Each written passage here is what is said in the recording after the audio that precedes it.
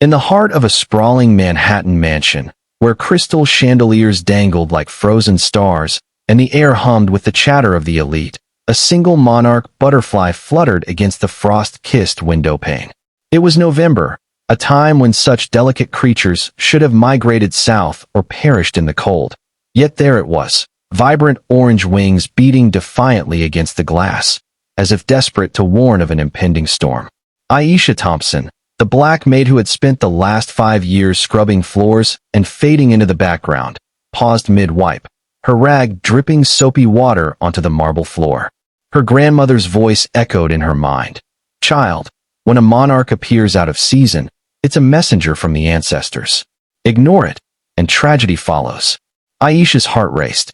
In this world of billionaires and boardrooms, who would believe a maid's superstition? But as the butterfly's wings stilled, Aisha felt a chill that had nothing to do with the winter outside. Little did she know, that fragile insect would lead her to save a life and change everything. Aisha had come to America from a small village in Ghana 10 years ago, chasing the dream of a better life for her family back home. At 35, she was a single mother to a bright-eyed daughter named Nia, who was now 12 and dreaming of becoming a doctor. Aisha sent every spare dollar to her aging parents, who still lived in a modest hut without running water. Her days were a blur of invisibility, waking at dawn to prepare breakfast for the Harrington family, cleaning rooms that were larger than her entire apartment in Harlem, and enduring the subtle slights that came with being the only black face in a sea of privilege. Mr. Elias Harrington, the billionaire tech mogul who owned half the city's skyline, barely acknowledged her existence. To him, she was just the help, a shadow that kept his world spotless. His wife, Victoria, was kinder in words but distant in actions, always too busy with charity galas to notice the exhaustion etched into Aisha's features. The other staff, mostly white and well-connected, whispered behind her back, calling her overly dramatic or too sensitive when she spoke up about unfair workloads. That fateful evening, the mansion was alive with the annual Harrington Winter Gala.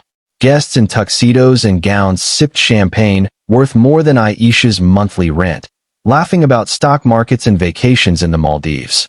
Aisha was assigned to the upstairs study, a quiet sanctuary where Mr. Harrington often retreated to escape the noise.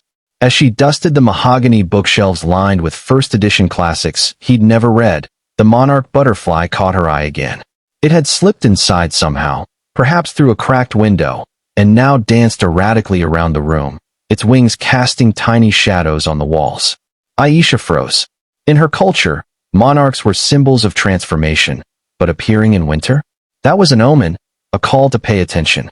Her grandmother had told stories of butterflies guiding lost souls or signaling danger. "They're fragile, but they see what we miss," she'd say. Shaking off the unease, Aisha continued her work, but the butterfly wouldn't leave her alone. It fluttered toward the door leading to Mr. Harrington's private lounge, a room off-limits to most staff. Curiosity tugged at her, mingled with fear. What if it was nothing? What if she got caught snooping and lost her job? Nia needed new school books, and her parents' roof was leaking. But the butterfly persisted, landing on the doorknob as if inviting her in. With a deep breath, Aisha cracked the door open. The room was dimly lit, the fire crackling in the hearth. And there, slumped in his leather armchair, was Mr. Harrington.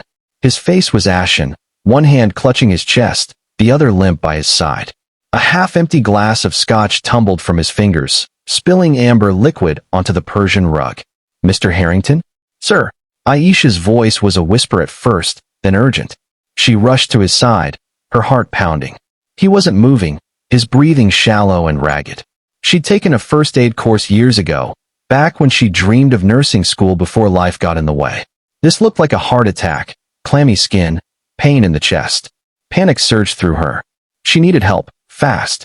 Bursting out of the lounge, Aisha raced down the grand staircase, her uniform disheveled, the butterfly forgotten in the chaos. The gala was in full swing. Orchestral music drowned out her calls. "Help! Mr. Harrington, he's not breathing right. Call an ambulance." She grabbed the arm of the nearest guest, a portly man in a tailored suit who was mid-conversation about yacht investments. He shrugged her off with a sneer. "What are you talking about? Elias is fine. He was just here." Probably had too much to drink. Laughter rippled through the group. Aisha's cheeks burned. She tried again, approaching Victoria, who was surrounded by admirers. "Ma'am, please. Your husband. He's in the lounge. I think it's his heart." Victoria glanced at her, annoyance flickering in her eyes. "Aisha, this isn't the time for hysterics. Go back to your duties. Elias is stressed from work. He'll be down soon." The other staff nearby exchanged glances, one muttering, "Always making a scene." Aisha felt the weight of their stares, the unspoken judgment that she, the black maid, was overstepping, imagining things to get attention. In that moment, the isolation of her life crashed over her like a wave. Years of being dismissed, of smiles that didn't reach eyes, of promotions given to less qualified colleagues. Why would they listen now? But Aisha couldn't give up. Images of her daughter flashed in her mind.